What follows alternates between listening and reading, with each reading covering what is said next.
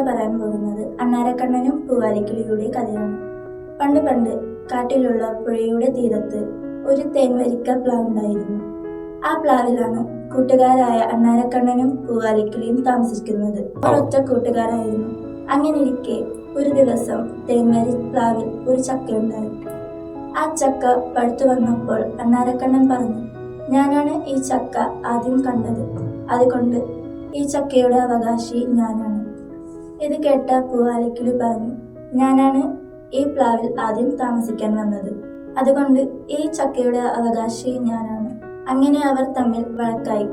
പിറ്റേന്ന് കാട്ടിൽ അതിശക്തമായ കാറ്റും മഴയും ഉണ്ടായി. അതിശക്തമായ വീശിയ കാറ്റിൽ തേൻവരിക്ക ചക്ക ഒടിഞ്ഞ് പുഴയിലേക്ക് വീണു. അത് നോക്കി നിന്ന അണ്ണാരക്കണ്ണനും പൂവാലിക്കിളിയും ഇടുപ്പിയിലായി പോയി. ഈ കഥയിൽ നിന്ന് എന്ത് മനസ്സിലാക്കാം?